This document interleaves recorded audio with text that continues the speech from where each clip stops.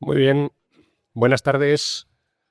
Bienvenidos de nuevo a una jornada más de este ciclo de conferencias que tenemos la fortuna de continuar y, por desgracia, terminar con la intervención que vamos a disfrutar hoy, vinculado, como bien saben, al ciclo de exposiciones temporales que estamos dedicando en este caso a la denominada Non Modo Bellum, vida cotidiana en el yacimiento de la Caridad de Camín Real.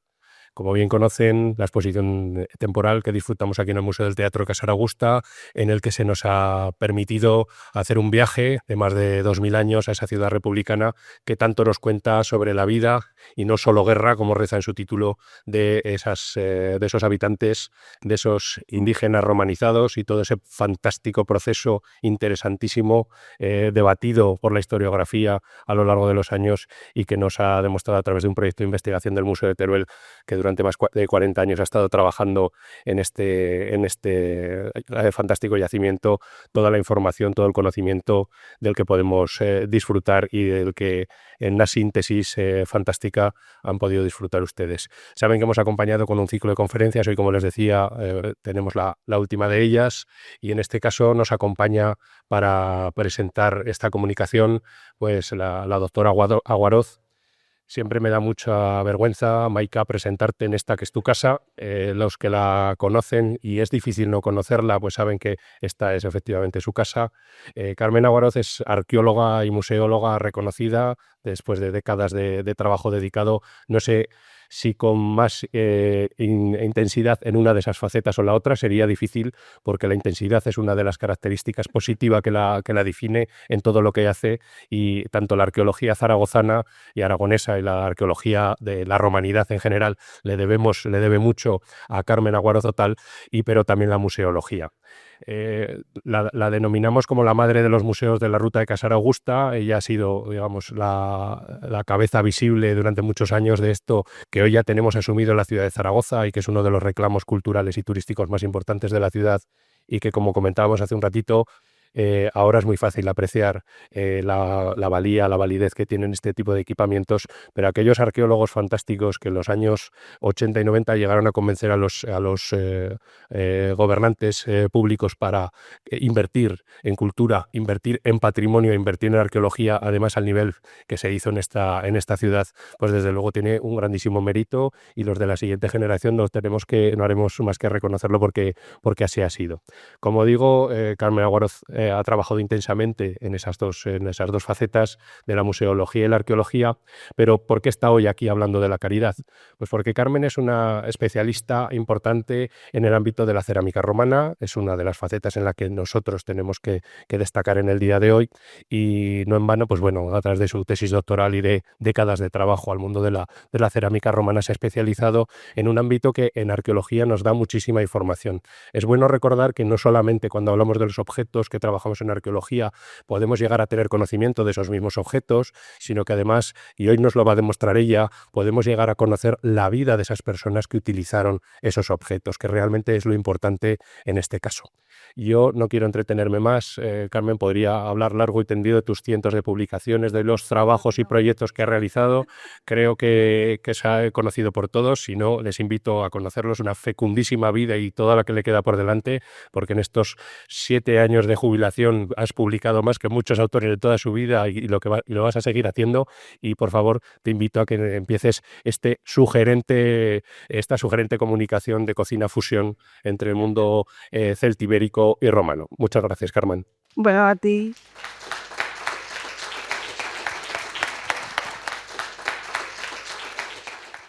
Bueno, pues para las personas que no sepan dónde está la Caridad es un yacimiento que está en la provincia de Teruel, y vamos a hablar un poquito de cómo se enriquece la gastronomía tradicional del mundo celtibérico, donde pues, es una alimentación muy basada en la carne y en procedimientos técnicos sencillos, a una alimentación mucho más elaborada y mucho más compleja que trae el mundo romano. Esto, que lo habrán visto en cantidad de imágenes hace poco tiempo, que se encontró esa pintura mural en Pompeya, no es una pizza. Es es una bandeja de plata con una serie de alimentos, con una guirnalda, en fin, y el panecito que se ve plano no es una pizza. Bueno, ya sabemos dónde está La Caridad. La Caridad es un poblado de frontera, en esos momentos en que pone fin a su vida un conflicto armado. Está en la indómita Celtiberia, en una zona un poco conflictiva en esos momentos. Aquí la zona de la Celtiberia frente a la zona de los pueblos ibéricos. Se ve inmerso este yacimiento en un conflicto entre los mismos romanos. Una guerra civil, en realidad, pero que se desarrolla en gran parte en la península ibérica. En todos estos escenarios que he marcado con un círculo es donde se desarrollan la mayor parte de los enfrentamientos entre dos bandos. Dos bandos en el gobierno de la República Romana entre los años 80 y el 72 a.C., hace unos 1100 años. Eran dos facciones muy diferentes, Mario y Sila, que a lo mejor les suenan un poquito los nombres. Mario era de los populares, por llamarlo así, y Sila era de los más aristocráticos, y los enfrentamientos entre ellos se trasladaron a la península porque había un procónsul, el gobernador de la Hispania Citerior, que se llamaba Sertorio, que naturalmente tomó partido por uno de ellos, por el de Mario, y esto costó una confrontación de todos esos años, del 80 al 72, en el transcurso de los cuales sufrieron destrucciones muchísimos poblados, y entre ellos todos los que aparecen en este mapa en el Valle del Ebro. No sabemos por cuál de los dos bandos optó La Caridad, aunque tiene muchas posibilidades de haber sido por el de Sertorio, y que fueran los enemigos de Sertorio, Metelo y Pompeyo, los que destruyeran el yacimiento, pero no tenemos la seguridad. Bueno, ya estamos centrados en el espacio y en el tiempo. Esta ciudad fue destruida, sus habitantes muy probablemente fueron trasladados a otro lugar, es decir, los exiliaron, y el yacimiento quedó intacto con una información valiosísima que, aunque parcial, nos ha llegado en gran cantidad. Digo parcial porque el yacimiento fue tomado, sus habitantes desplazados, pero todo lo que merecería la pena llevarse, por supuesto, se lo llevaron. Es decir, las piezas que estaban en buen uso, los alimentos, todo lo que se podía llevar, desapareció. Tengo yo problemas hoy con estos aparatos. Esta imagen la he puesto porque es evidente. Igual se conecta con el de atrás. Madre que... Bueno, la he puesto porque es una imagen vale más que 1000 palabras. Si vemos el plano desde el aire de La Caridad, pues vemos un poblado ordenado, con unas calles rectilíneas, perfectamente planificado ex novo, en contraste con un poblado típico de la Celtiberia, de calles sinuosas, un urbanismo más o menos adaptado al terreno. En fin, hay una cosa que es evidente. Aquí hay una planificación que, desde luego, corresponde a la cultura romana, no a la cultura indígena. Un urbanismo a la romana con habitantes celtíberos. ¿Por qué lo sabemos? Pues porque la mayor parte de las inscripciones, si no todas, prácticamente todas las inscripciones que se han hallado en el poblado son en lengua celtibérica, algunas en ibérica, pero la mayoría en celtibérica, con lo cual se deduce que sus habitantes eran indígenas. No hay que olvidar que en la toma de Numancia, sobre un contingente de unos 60.000 militares, se calcula que como mucho 20.000 eran romanos, el resto eran tropas auxiliares indígenas.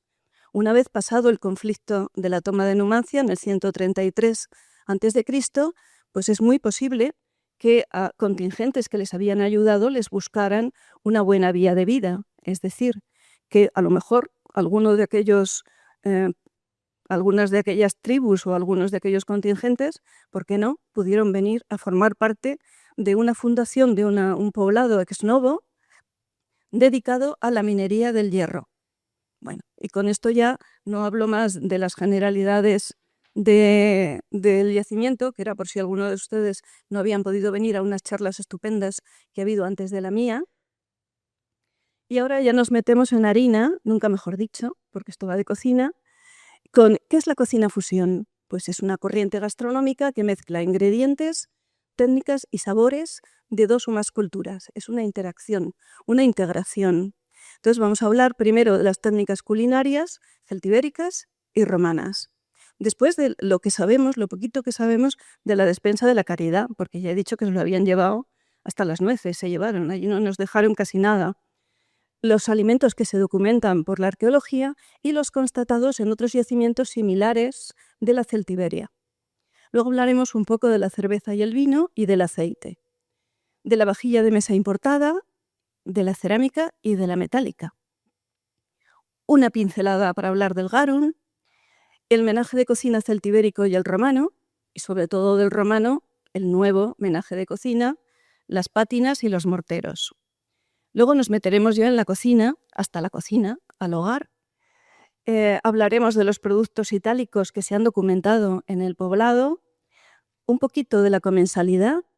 Haremos turismo gastronómico en los comienzos del siglo I y como epílogo una lista de posibles recetas que se podrían hacer en la Caridad.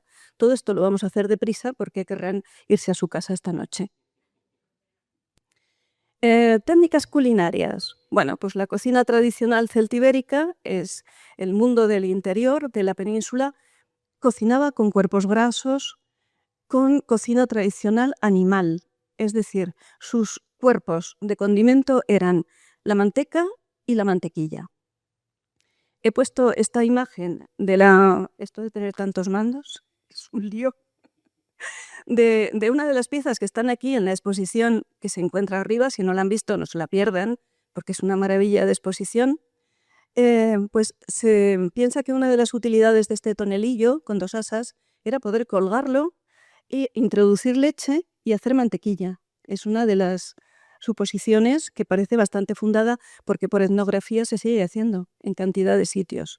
Y entonces serían pues, bóvidos, cabras, ovejas y manteca de cerdo, por supuesto, frente a la innovadora cocina romana que cocina con cuerpo graso vegetal, aceite de oliva, y de este uso se deduce que se puede freír, rehogar y saltear, cosa que hasta entonces pues, era muy difícil hacer.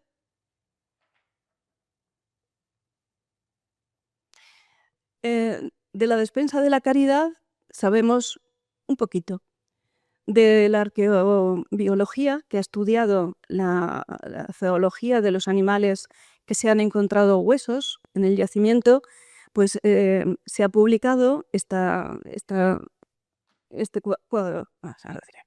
Este cuadro en el que se ve la cantidad de animales, los más habituales, los huesos que hay con más frecuencia son de caprinos, de cabras, de ovejas, seguidos por el vacuno, cerdos y animales domésticos como la gallina.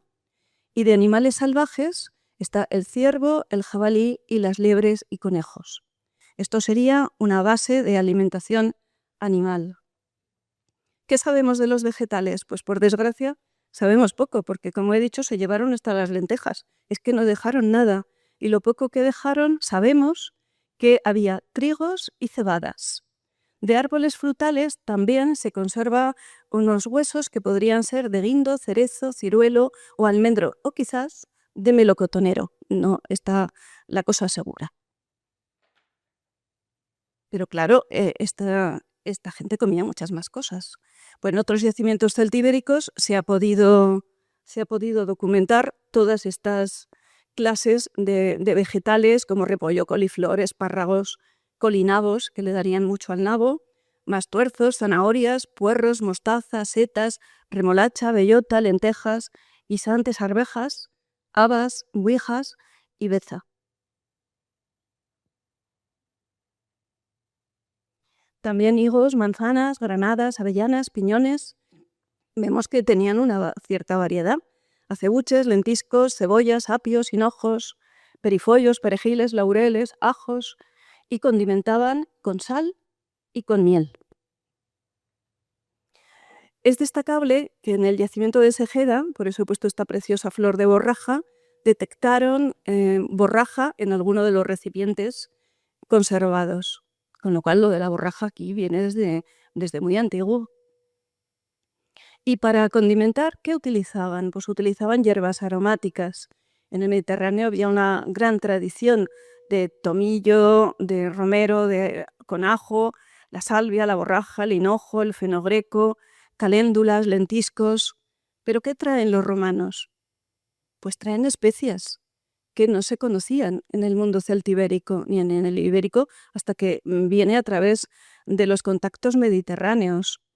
Y llega la ajedrea, el helenio, el ligústico, el sirmin, el azafrán, la safétida, y se traen de Oriente la pimienta, que es omnipresente en casi todas las recetas romanas, el clavo, la canela, el jengibre y la nuez moscada.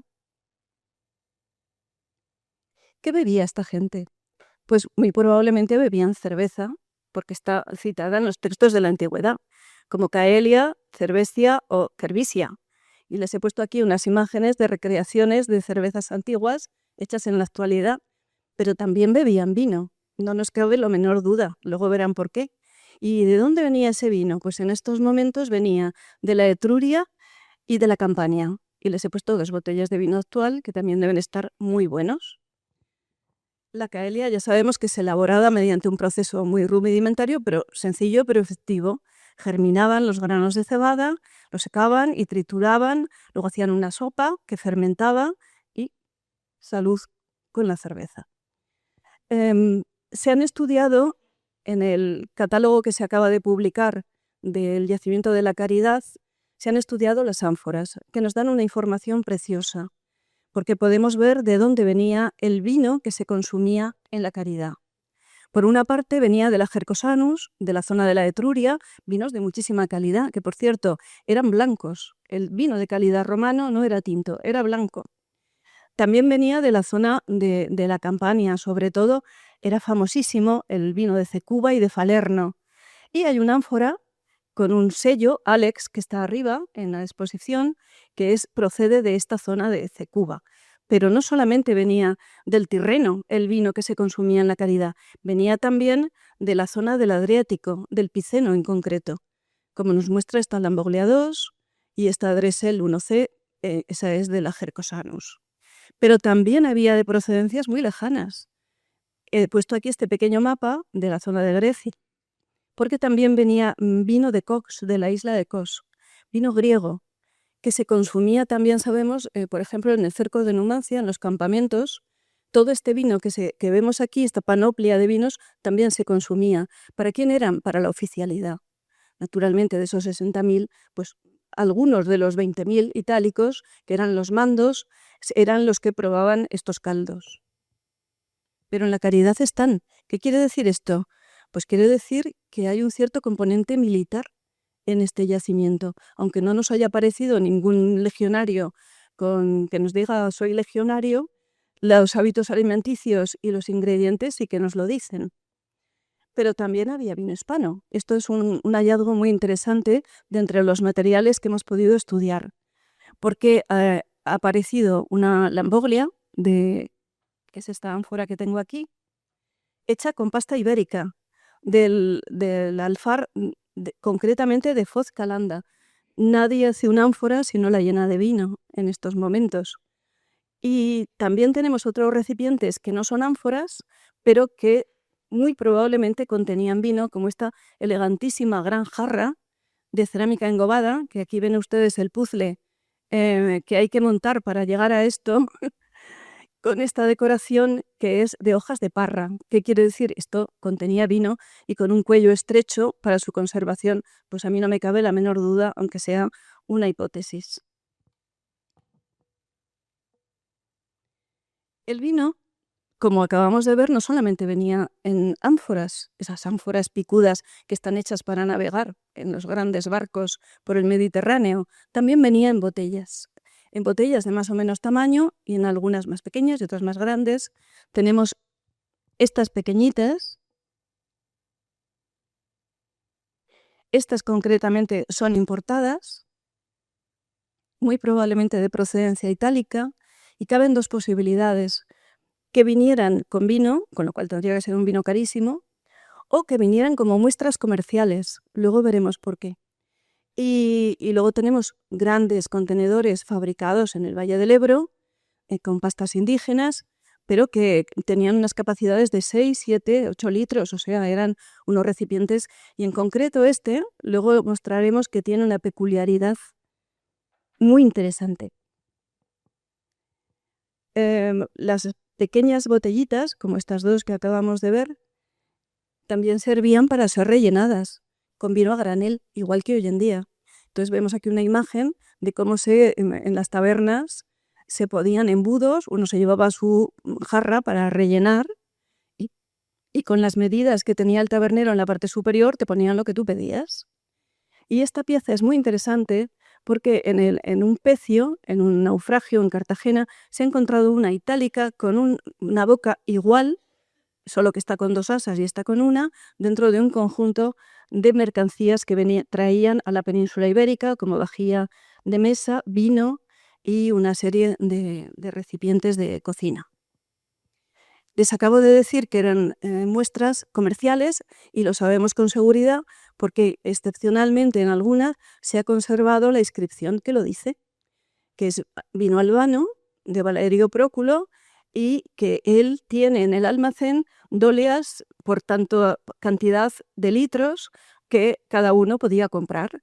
Entonces, si te gustaba el vino, y aquí tenemos otro con otra inscripción, estas aparecieron en el Ródano, en un pecio, en una barca que se hundió allí. En la parte inferior lleva las siglas también de otro comerciante que efectivamente ofrecía sus productos en pequeñas jarras. Y esta gran jarra que hemos visto antes tiene la peculiaridad de que todo su interior, que no podemos ver, pero créanselo, está empegado, está con pez en el interior. Aquí vemos una imagen de una tarea que hacían todos los años con las grandes tinajas que contenían vino, que era calentar pez y empegarlas para que se conservara el vino y no se estropease. Aquí en un taller experimental en el Museo de San Román Angal, donde se han dedicado a hacer la pez, a empegar, para ver las cualidades. Efectivamente, aquí es un horno para obtener la pez. Pero también venía aceite a la caridad. ¿De dónde venía el aceite? Pues venía de la zona del mejor aceite itálico, de la zona de Brindisi. Tenemos una ánfora, una Pani 5, que nos habla de un comercio de calidad. O sea, el que se compraba una ánfora de aceite de Brindisi pagaba mucho dinero, era un aceite carísimo. Y uno de un poco menor calidad, pero que también estaba bastante bien, era el que venía de la Tripolitania, de la zona norte de Túnez y de la Tripolitania de Libia. Esto nos está diciendo que guisaban a la itálica, que las personas que vivían en la caridad se gastaban un cierto dinero, bastante, en estos productos. Sabemos que bebían vino y uno de los datos con seguridad que nos dice que bebían vino, consumían vino, es la vajilla específica que se fabricaba para el consumo de vino, para el rito del consumo de vino. Los romanos no bebían vino puro, bebían agua mezclada vino mezclado con agua. Consideraban que los que bebían vino bruto eran unos salvajes. De eso decían de los galos, que se ve que les gustaba mucho el vino sin mezclar, y eso lo consideraban una cosa totalmente, deleznable. Entonces, para el consumo del vino que tenía pozos, había filtros como este. Este se conserva en la caridad y este más completo es de un yacimiento de la misma época. Todo esto son agujeritos que con una tela probablemente hacía que se filtraran todas las impurezas. Este cazo es interesantísimo. La persona que lo ha estudiado, que es Romana Erice, piensa que aquí venía el recipiente pequeñito del cazo, un cazo horizontal, y que servía para poder calentar el vino antes de introducirlo en la copa. Otra peculiaridad del consumo de vino romano es que normalmente lo tomaban caliente, mezclado con agua, caliente y muchas veces con especias, por ejemplo con canela. Y aquí es uno que se conserva entero, de manera que calientas el vino pero no te quemas la mano.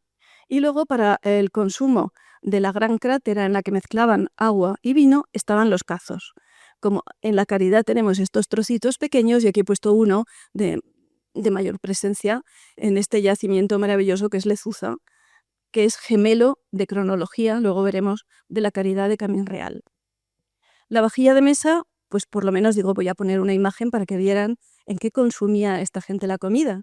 Pues consumía en una vajilla de color negro, estaba de moda en ese momento, luego cambiará, que se fabricaba en esta zona de Italia, en realidad en varios yacimientos y en Sicilia incluido. Era una vajilla cara que se imitaba en los alfares del Valle del Ebro. Le he dedicado, aunque sea muy poquito, un comentario a los condimentos romanos como el garum. Para condimentar o se ponía sal o se ponía garum. En la Caridad no hay garum, ni conservas piscícolas. Quiere decirse que estamos en un momento de transición en el que sí que han adoptado una serie de costumbres de condimentos puramente romanos, pero no del todo. Y nada, les voy a decir lo que es el garum para que sepan lo que es. Sencillamente es en balsetas, se ponían capas de pescado azul de más o menos calidad, había garum de muchísimas clases, hierbas y sal. Aquello se iba mezclando con el tiempo, de manera que cuando ya había fermentado se introducía un recipiente como de mimbre para coger el líquido más puro que era el garum. Luego había una serie de productos de peor calidad como el alec o el liquamen. Y sí que sabemos, por ejemplo, que en los campamentos numantinos sí que había conservas piscícolas. ¿Por qué? Porque allí estaba el alto mando itálico. Y claro, esos se podían permitir una alimentación como estaban acostumbrados, totalmente a la romana. Aquí todavía no había llegado. Le pregunté al doctor Miguel Beltrán, que es especialista en ánforas, que cuál era el yacimiento aragonés al que primero había llegado el garum, y me dijo que una noticia de última hora es que ha documentado que en un yacimiento de la misma cronología, pero más cercano al río Ebro, en la colonia Celsa, que entonces era Kelse, en esta etapa, sí que ya se documentan conservas piscícolas. Quiere decir, se está más cerca del Ebro, es nuestra autopista comercial y allí era mucho más fácil que llegaran las cosas antes que aquí. Aquí les he puesto una imagen del garum que hacen hoy en día, si se animan, para condimentar. Se llama Flor de Garum, es una empresa de la Bética. ¿Qué diferencia el menaje de cocina celtibérico del romano? Pues sí que hay una serie de diferencias, aunque hay cosas comunes. La olla es común, se utiliza para hervir, cocer en ambas culturas, pero hay una serie de recipientes especializados que se utilizan para hornear, freír, saltear y rehogar. Esto lo traen los romanos. En la Caridad, de momento, no he estudiado, no ha aparecido, no lo sé, ninguna cazuela itálica, pero no quiere decir que no aparezca. Desde luego, pátinas, que son estas fuentes de horno, sí que hay y hay en abundancia. Quiere decirse que estamos ante una cocina que ya veremos que está generalizada en todo el yacimiento. Comparten las parrillas, por supuesto, y luego un invento romano es el gran mortero, aunque ya lo cogen de los griegos, con su mano de cerámica o de piedra para hacer salsas fluidas. En el mundo celtibérico hay pequeños morteros, pero que solamente sirven pues, para machacar, pues, por ejemplo, los ajos y poder añadírselos a la olla con el guiso, pero no hay salsas fluidas como traen la gastronomía romana.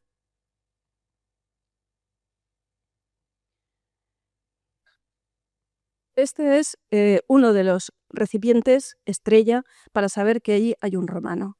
Son las pátinas, son fuentes de horno, aunque no se lo crean, son antiadherentes. Tienen un engobe interior, que se llaman así, fuentes de engobe interno, que les hace que no se peguen los alimentos. Es un engobe muy denso y además, para reforzar que luego se pueda desmoldar, hay una serie de ranuras concéntricas que facilitan el desmoldaje posterior. Aquí, por ejemplo, uno de los guisos que se podría hacer, que luego les contaremos, que es una pátina de queso con su pimienta alrededor, porque a pimienta le ponían a todo. Es una fuente para horno. si se puede, horno de panadero, cuando ya el fuego ha perdido la fuerza y se introducen, como hacían nuestras abuelas en el pueblo, con las llaunas, que iban allí con el pollo al horno de panadero, porque es como más rico sale. Aquí están los círculos concéntricos y estas pátinas se consumían a trozos, igual que nuestras pizzas, y es que no hemos inventado nada. ¿Dónde se fabrican estas fuentes? Pues en la zona de la Etruria. Como van viendo, nos surten de muchas cosas a la Caridad, la Etruria. Hay un comercio que probablemente venía vía Sagunto, dada la situación de la Caridad, y que nos surtía de todo lo que necesitaba un cocinero romano en esos momentos. Aquí vemos pues el horno de panadero, uno que hay en la Caridad de Camín Real, que también podía haber alguno en el interior de las casas. Pero ¿qué pasaba cuando no se tenía a mano un horno de panadero? Pues había solución. Se guisaba subtestu. Se ponía la tapadera de la gran fuente y encima se ponían carbones ardiendo. De esa manera se cuajaba poco a poco la pátina, que es un guiso a base de huevo batido con un montón de ingredientes diferentes. Puede haber pátinas de carne, de pescado, de frutas, de espárragos, de cantidad. Pues era un guiso muy frecuente. Y esta imagen corresponde al audiovisual que hay arriba en la sala de exposiciones, que luego contaremos un poquito más. Este es el perfil de estas famosas pátinas y algunos de los fragmentos. Fíjense el trabajo de reconstrucción, restauración y excavación para encontrar y poder reconstruir semejantes grandes pátinas, que las había de muchos tamaños. Esto es una reproducción actual. Y quedaban muchas huellas de uso de horno en los exteriores. Había otras que no tenían engobe interno, también eran pátinas, que se llaman de borde bífido y que tenían más o menos la misma utilidad, solo que estas quizá fueran un poquito más baratas. Y además no se fabricaban en el mismo sitio, estas se fabricaban en la Campania. Y no son antiadherentes, pero bueno, a lo mejor alguna de las pátinas, alguna de las recetas no precisaba. ¿De qué se podían hacer? Ya os he dicho, pues pátinas de ave, de verduras, de espárragos. También se podía freír en estos recipientes, cosa que hasta entonces no existía dentro de la gastronomía celtibérica. No existían los fritos, no se podían comer unos huevos fritos. Ahora sí. Y el otro invento, la pátina es un detector de romanos, pero otro es los morteros, los grandes morteros con sus manos y la omnipresente pimienta en rama que le ponían a casi todo lo que cocinaban. Aquí vemos a un pobre esclavo que está llorando porque probablemente lo que está haciendo en el mortero lleva cebolla. Igual llora, pues igual que nosotros. Y este es un mortero itálico encontrado en la Caridad, que por ahora es el único que ha aparecido, seguro que aparecerán más, fabricado en la zona de la Campania. Es grande, pesado, resistente y con una vertedera para poder evacuar la salsa líquida. Pero este mortero va a ser copiado. Los morteros, claro, son caros con los que vienen importados. ¿Qué hacen rápidamente los alfareros del Valle del Ebro? Copiarlos. Y aquí tenemos, por ejemplo, la dispersión de este tipo de mortero, que tiene una peculiaridad muy, muy importante, y es que tiene sellos de fabricante. Y encima, estos morteros tienen sellos bilingües. Quiere decirse, hay un sello en ibero y otros en latín. Bueno, no les voy a contar lo que es para empezar porque no lo sabemos. Si es la traducción de la inscripción en celtíbero al latín o en ibero al latín, o no, o es otra cosa. Es un debate entre los investigadores, entre los lingüistas, que no vamos a entrar aquí. Lo que sí que sabemos es que la zona de difusión de estos morteros es toda esta, con lo cual parece que su zona de fabricación principal se acercaría bastante al yacimiento de Azaila o esa zona. Y viajaban, por supuesto que viajaban, imagínense, viajaban las tinajas, que eran enormes, los morteros sin ningún problema, tenían una difusión comercial enorme. Y si se difundían es porque eran buenos, funcionaban bien. Existe otra serie de copias mucho más ligeras, más finas, elegantes, también que están copiando prototipos indígenas. Y aquí, por ejemplo, les he puesto una receta que se podía hacer en uno de estos recipientes de columela. Dice, queso a los piñones. Se machaca y se mezcla queso cortado a trocitos con piñones y se añade menta, orégano y tomillo. Y se pone un poquito de vinagre y después de trabajar la mezcla se vierte encima aceite y se amalgama. Se decora con piñones y una corona de tostadas alrededor. Pinta bien, ¿no? Y ahora nos vamos al calor del hogar. Esta es una recreación que ha hecho una persona que se encuentra presente en la sala, que es tan discreta que no dirá nunca nada. Se llama Lucía Alonso, anda por ahí, que es una artista de la recreación en 3D, con la que hemos trabajado para reconstruir el proceso de una de estas pátinas, y ello nos ha permitido aproximarnos a cómo sería el hogar de una de estas cocinas. Esta tiene la peculiaridad de tener un madero detrás de un muro de defensa de adobe para que no se incendie el madero, y ya veremos un poco más adelante también para qué podía servir este madero. El hogar. El hogar es el lugar donde se hace la vida, en la cocina. Se come, se trabaja, se lava uno, se duerme. Cuando hace frío no hay mejor sitio. Imagínense el frío que hace en la Caridad en invierno en época romana, no me lo quiero ni imaginar. Hoy en día ya hace mucho, ¿verdad, Jaime? Sí. Bueno, pues aquí vemos un hogar, este hogar con el madero detrás, y probablemente alrededor de esta zona pues es donde se hacía gran parte de la vida.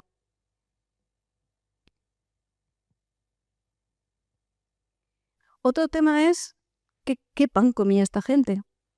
¿Comía pan con levadura o sin levadura? ¿Panes planos? Pues saberlo no lo sabemos hasta que no nos encontremos uno.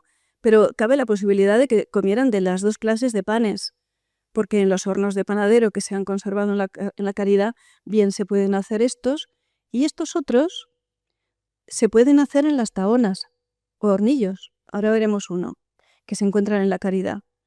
En esta imagen no es un panadero, es un hombre de clase alta que está repartiendo pan, y está repartiendo pan de los que se llaman panes quadratus, que son estos, que se dividen en 8 zonas, que son las mismas, el mismo número de personas que forman parte de una tienda de legionarios, 8. Por eso se dividían ya previamente y se queda esa costumbre. Pues también hay panes planos, que es ese que hemos visto que no era una pizza, era un pan plano que también se hacía en las panaderías romanas. Este es el hornillo o tahona, de las que les acabo de hablar, donde se podía hacer pan también cuando el fuego quedaba reducido en las paredes de la tahona. Esos panes de pita que llamamos ahora, pues se podían también hacer aquí. Aquí hay una serie de tahonas en diferentes casas de la Caridad, que son estos pequeños hornillos en los que se podía poner algo encima, como una olla o una fuente, pero también arrimado a las brasas del hogar.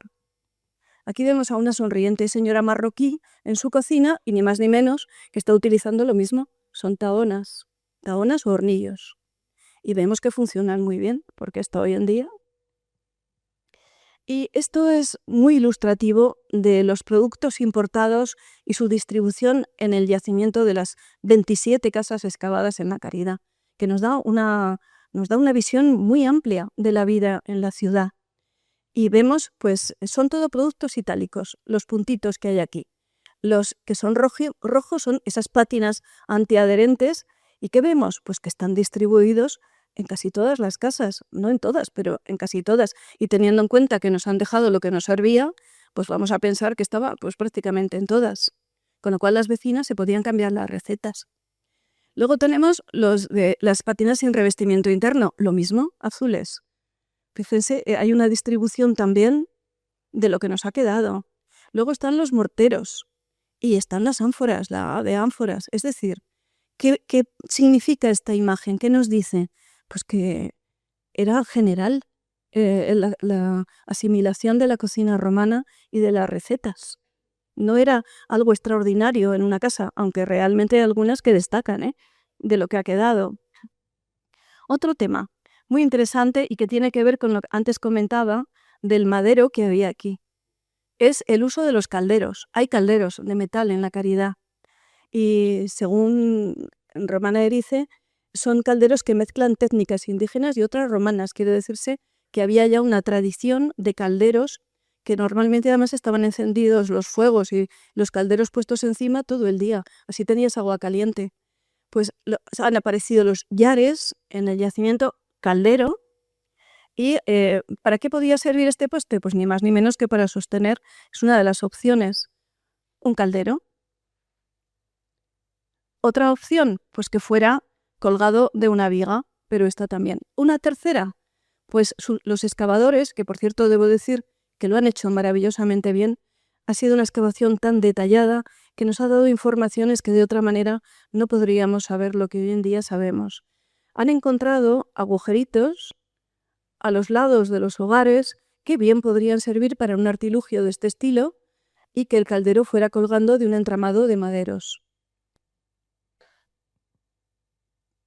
Y ahora nos vamos a la comensalidad, al calor del hogar naturalmente, que es donde se comía, por lo menos en invierno, con seguridad. En esta cocina maravillosa que apareció, que hemos visto ya con su madero, pues nos dice Estrabón, comen sentados sobre bancos construidos alrededor de las paredes, alineándose en ellos según sus edades y dignidades. O sea, es muy probable que comieran en la cocina muchísimas veces y en muchísimas épocas del año. ¿Y cuánta gente cabía? Pues cabían bastantes. Esta es la casa más grande de la Caridad, la casa de Lequine, que tiene un mosaico precioso, y aquí cabe unas cuantas personas. Ya se disponga en triclinio o se disponga en mesas. Es un tablino que tiene, me parece que casi, no me corrijas, Jaime, corrígeme que no me acuerdo, porque no lo veo bien, 60 metros cuadrados o una cosa así. Y luego está la gran cocina y otro supuesto triclinio. Quiere decirse que en esta casa, en este gran edificio de casi 1000 metros cuadrados, había varios lugares para poder comer. ¿Qué destino tenía este edificio? Es un misterio. Pero hay un dato muy divertido y curioso. De todas las casas, en todas han aparecido huesos, menos en esta, en la más grande, en la más importante en teoría. No ha aparecido un hueso de animal, que limpiaban mucho, que no comían allí. Esto es un misterio. A lo mejor estacionalmente se ocupaba y otras veces no, pues no sabemos. Pero es un dato curioso, porque en todas las demás casas sí que han aparecido huesos de animales que habían sido consumidos. Pues bueno, aquí tenemos lo que acompañaba la comensalidad, los recipientes de los que hemos hablado, no vamos a insistir en ellos. Y lo mismo en otra casa, esta no sé si es la casa de las espuelas, creo que sí, con los hogares y la cantidad de personas que se podrían poner alrededor, teniendo en cuenta que estos son 4 metros, que había gente, ¿eh? O sea que muy probablemente la comensalidad se hacía en las cocinas. Y ahora vamos a hacer turismo gastronómico, o sea, en yacimientos de la misma época, ¿comían igual?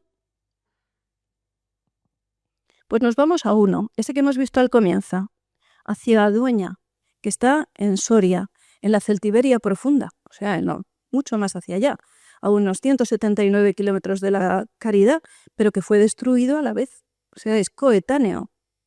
Pues, ¿qué sucedía en este típico poblado celtibérico? Pues vemos las viviendas alargadas, con la zona donde comían.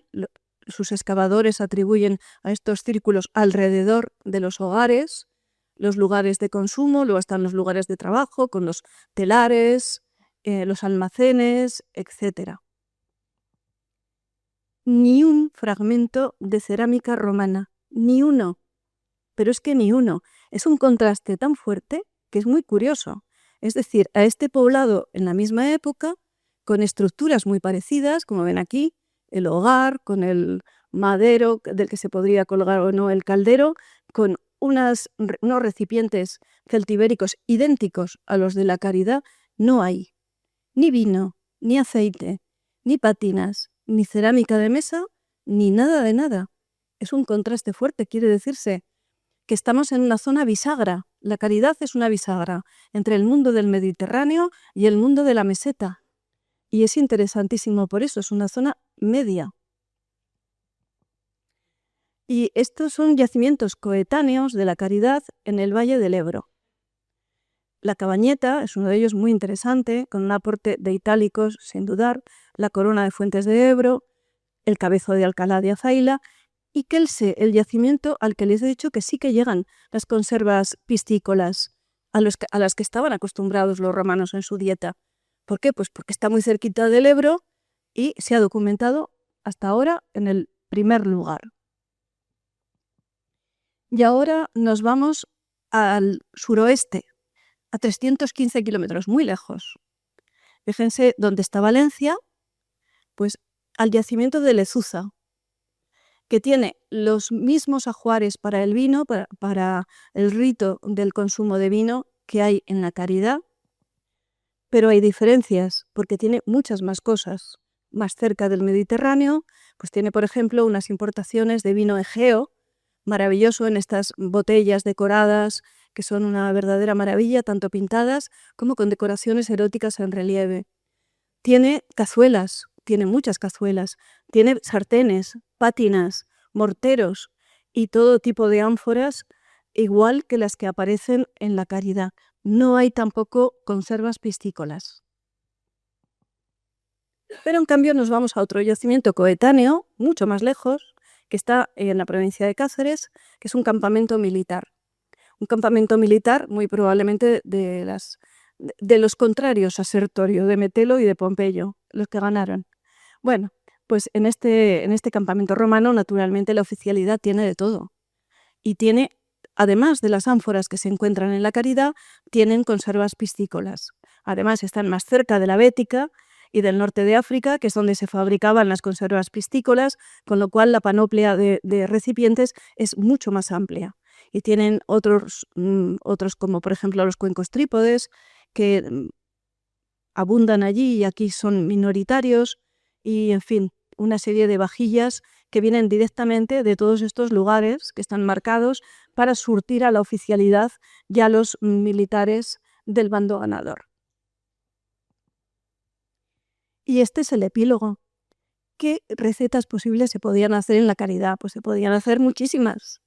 Podían tener patinas de jabalí, de queso, de espárragos, de pollo, de libre, de conejo, de ciervo, de manzana, de melocotón, de higos, de verduras, de legumbres y legumbres aderezadas con aceite y especias, fritos, como huevos fritos, rebozados, que hasta entonces imposible, estofados, de caza, de cabrito, de vaca, de toro, asados, como carnes variadas, salchichas con especias, que hasta entonces no se conocía, la pimienta, o pastelitos fritos, como estos globi, que les aseguro que están buenísimos. Hace poco me he comido yo uno y estaban muy, muy ricos, de sémola, que luego se fríen, están muy ricos. Y nada, estos huevos con salsa de piñones, aves en salsa, en fin, que la gastronomía podía ser realmente variada. Y ahora nos vamos a una pátina, que es la que se puede ver en la sala de exposiciones si van arriba, que se los recomiendo otra vez, que es, se batan unos huevos con queso fresco, se añade leche con miel y se mezcla. Se unta el interior de la fuente con aceite, cosa que hasta entonces si no, pues imposible, para que no se pegue, se filtra la mezcla, se coloca la tapadera y se hornea a fuego lento, ya sea en un horno de panadero o en el hogar subtestu, y se desmolda y se decora con pimienta molida. Y si esto funciona, vamos a ver el 3D otra vez. Sí, señor. Esta receta es de apicio. La tiropatina que es pastel de queso, que recoge apicio de un recetario griego a su vez. Aquí se mezcla, vemos como es magia, porque no hay manos. Se mezcla el requesón con los huevos. Todo con recipientes que están en la Caridad. Ahí estaría la miel. Ahora se mezcla la leche en un recipiente de engobe blanco de la Caridad con la miel. Y a su vez se mezcla todo.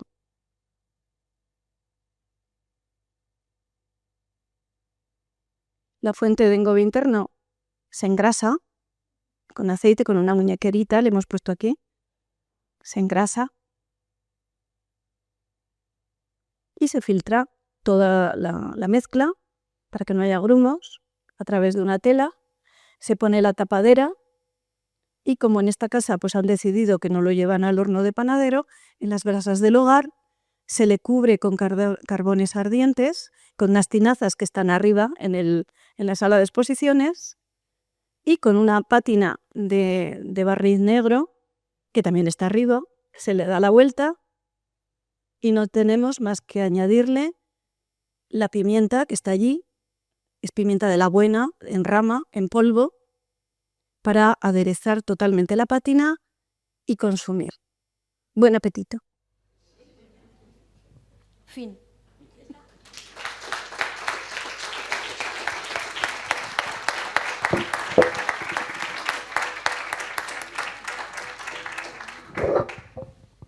Si alguien tiene una pregunta breve, que yo sepa contestar breve. Pues como ha dicho la propia ponente, si tienen ustedes alguna pregunta, además de abrirles el apetito, les ha abierto el oído. Pues nada, pues gracias, que no lo he dicho, gracias por su asistencia. Y gracias a ti, disculpa los problemas técnicos. Le ponía un... Muchísimas gracias. Pues muchísimas gracias a todos y les esperamos en próximas visitas y en próximos acontecimientos. Muchas gracias, muy amables.